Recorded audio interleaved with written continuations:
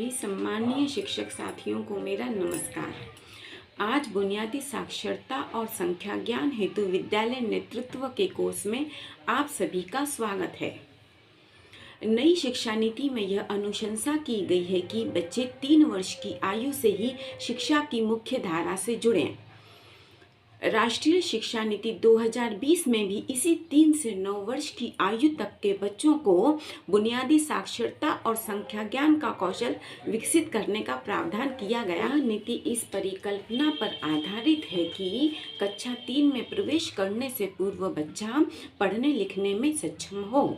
शिक्षा के मूलभूत चरणों को गति देने के लिए शिक्षा मंत्रालय ने निपुण भारत के तहत 3 से 9 वर्ष के बच्चों को अपने दायरे में लिया है। 3 से 6 वर्ष के बच्चे जो नर्सरी केजी आंगनवाड़ी में होते हैं और 6 से 9 आयु वर्ष के बच्चे जो कक्षा 1, 2, 3 में अध्ययनरत हैं शामिल हैं। बुनियादी साक्षरता और संख्या ज्ञान कौशल के नेतृत्व हेतु विद्यालय के शिक्षक और प्रधानाध्यापक नेतृत्वकर्ता की भूमिका में होते हैं। विद्यालय की किसी भी प्रक्रिया, रूपरेखा, अवधारणा, पाठ्यक्रम, पाठ्यचर्या की बात करते हैं तो बच्चों को केंद्र में रखकर कार्य करने की आवश्यकता है। जीवन के शुरुआती दौर में 3 से 9 आयु वर्ष के बच्चे जब अपने नन्हे कदमों से स्कूल में आते हैं तो उनके पास अपने घर और परिवेश का अनुभव होता है। इसी व्यवहारिक अनुभव के साथ शैक्षिक कौशल को विकसित करना है। एक अच्छा नेतृत्वकर्ता में सभी विषयों की गहरी समझ होती है। बच्चों को अनुशासन में रखने का कौशल होता है। विद्यालय में आनंददायी भयमुक्त वातावरण बनाएं। विषय वस्तु में उन गतिविधियों को शामिल करें जिससे बच्चों का सामाजिक, शारीरिक, मानसिक, रचनात्मक चहुमुखी विकास में सहायक हों। एक विद्यालय नेतृत्वकर्ता का विजन एक ऐसा सुरक्षित, आनंददायी, भयमुक्त, रोचक वातावरण का निर्माण करना है जिसमें 3 से 9 आयु वर्ष के बच्चे बुनियादी साक्षरता और संख्या ज्ञान की दक्षताओं को हासिल कर सकें, रचनात्मक तरीके से सीखें, अनुभव के आधार पर खोज कौशल को विकसित कर सकें, तर्क के साथ अपनी बात रख सकें। ये सभी उनके आने वाले भविष्य में बेहतर प्रदर्शन के लिए सहायक होते हैं। हम 3 से 9 आयु वर्ष के बच्चों के साथ काम कर रहे हैं कि प्रत्येक कार्य का अवलोकन करना चाहिए। चाहे बच्चा खेले, बात करे, रंग भरे, पढ़े, लिखे, हंसे, रोए, नाराज होए, हमारी मानसिकता बच्चों के प्रति सहज और सकारात्मक हो। अच्छे नेतृत्वकर्ता में स्व अनुशासन होना चाहिए। अगर नेतृत्वकर्ता में स्वयं का अनुशासन ना हो तो वह अच्छा नेतृत्व नहीं कर सकता।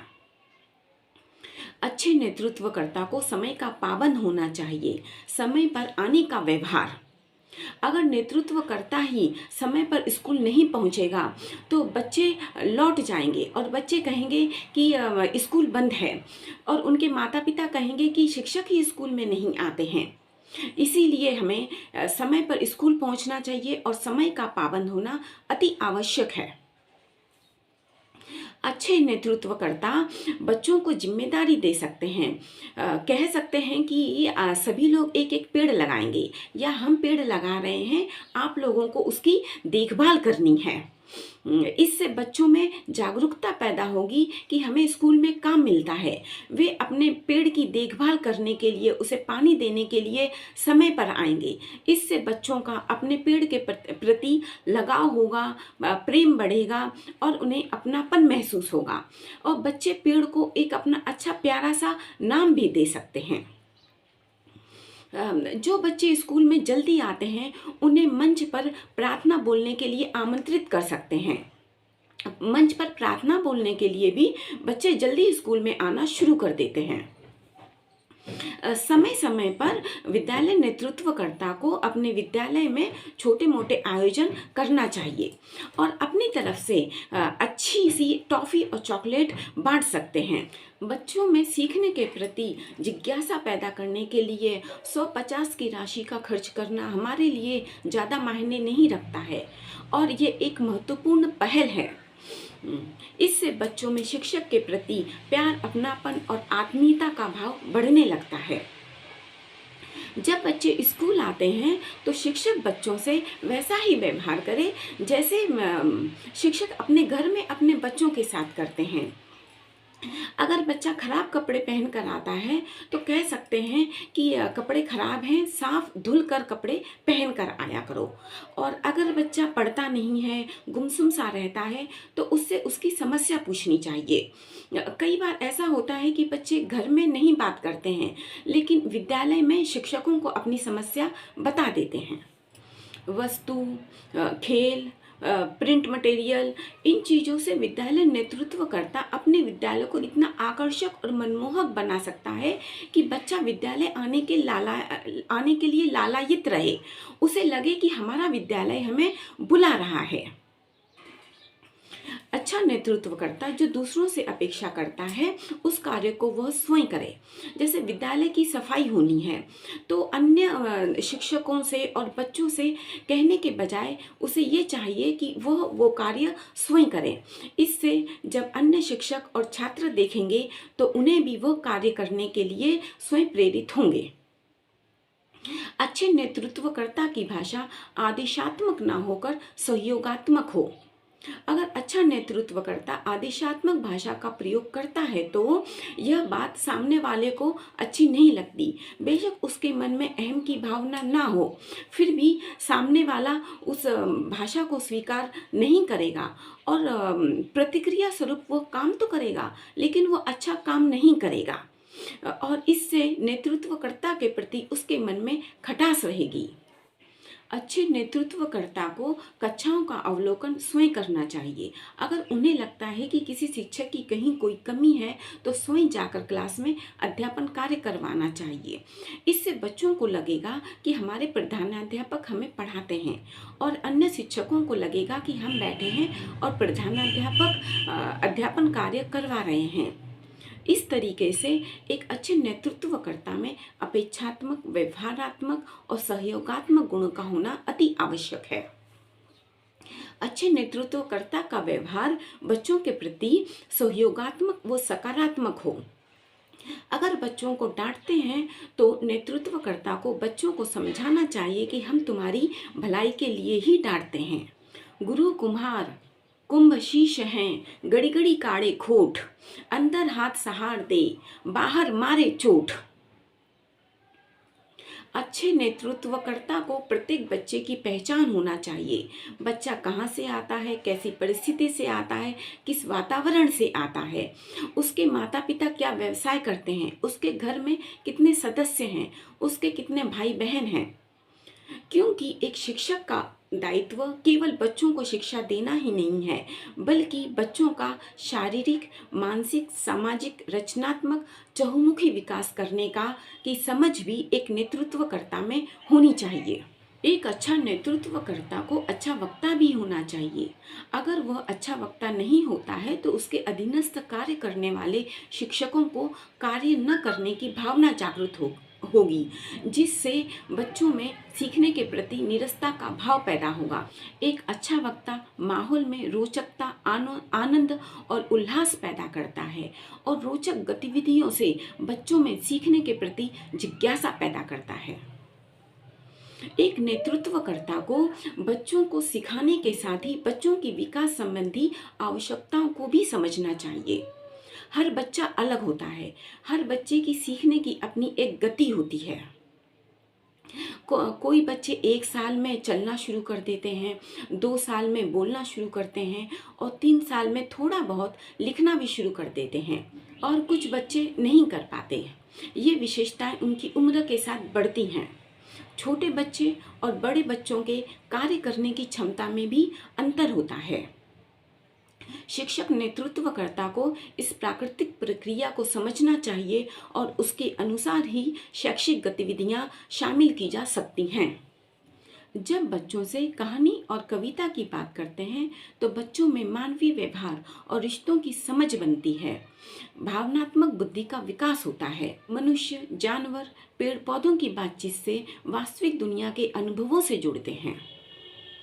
बच्चे अपने दोस्तों के साथ खो खो, कबड्डी, छुपम छुपाई, क्रिकेट आदि खेल खेलते हैं। इससे बच्चों में समूह भावना, तर्क शक्ति, समस्याओं का पता लगाना और समस्याओं का समाधान खोजना, इन कौशलों का विकास होता है।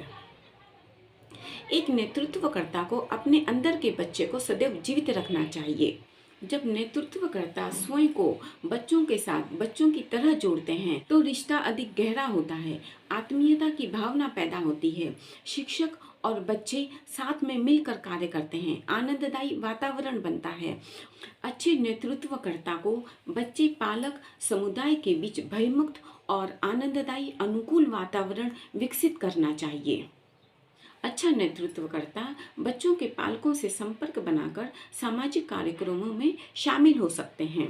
विद्यालयी कार्यक्रमों में समाज की प्रतिभाओं को पुरस्कृत कर सकते हैं। वरिष्ठ नागरिकों को विद्यालय में आमंत्रित करके आभार जता सकते हैं।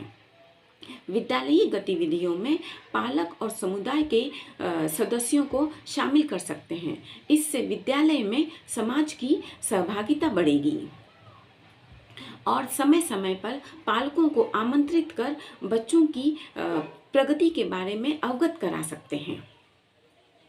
एक अच्छे नेतृत्वकर्ता का विजन होना चाहिए कि प्रत्येक बच्चा सीख सकता है, विद्यालय के बाद के वर्षों में अपने दम पर ज्ञान के क्षेत्रों से जुड़ने में सक्षम हो सकता है। आत्मविश्वास के साथ सीखने की प्रक्रिया को आगे बढ़ा सकता है, जो उसके बाद के वर्षों में बेहतरीन प्रदर्शन करने में सहायक सिद्ध होते हैं। गुरुर् ब्रह्मा गुरुर्विष्णु गुरुर्देवो महेश्वरः गुरु साक्षात परब्रह्म तस्मै श्री गुरुवे नमः। गुरु को तो भगवान की उपाधि दी गई है। गुरु की ही तरह विद्यालय नेतृत्वकर्ता ज्ञान का सृजन करता है, बच्चों में नवीनता का संचार करता है, बच्चों के बुरे विचारों का नाश करता है। ऐसा होता है हमारा विद्यालय नेतृत्वकर्ता। सारी धरती कागज करूं, लेखनी करूं बन राय, सात समुंदर की स्याही करूं, गुरु महिमा लिखी न जाए। इन सभी सीखों को शिक्षक नेतृत्वकर्ता अपने आप में ढालें, फिर बच्चों को सिखाने में उपयोग करें। सभी विद्यालय नेतृत्वकर्ताओं से अनुरोध है कि बुनियादी साक्षरता और संख्या ज्ञान के कौशल को बच्चों को सिखाने के लिए सुनियोजित ढंग से कार्य करें, क्योंकि बुनियादी साक्षरता और संख्या ज्ञान की मजबूत नींव पर ही नए ज्ञान का सृजन किया जा सकता है। कलम थमा के हम शिक्षक, शिक्षा काले सब ये प्रण, है सौभाग्य हमारा शिक्षक बन, आए भिंड ऋषि के तपी आंगन। घिरा है तम से भिंड हमारा, जूझ रहा विकारों से, हमें ही मिलकर इसे बचाना अपने ज्ञान विचारों से। उठो जुझारू कर्मठ शिक्षक, जिज्ञासा अपना कर तुम, जुड़े हैं तुमसे भावी भिंड के नन्हे मुन्ने अज्ञानी जीवन। बड़ा ही पावन कार्य हमारा, इस सच को पहचाने हम, भिंड भविष्य का उज्जवल दर्पण, हाथ हमारे माने हम।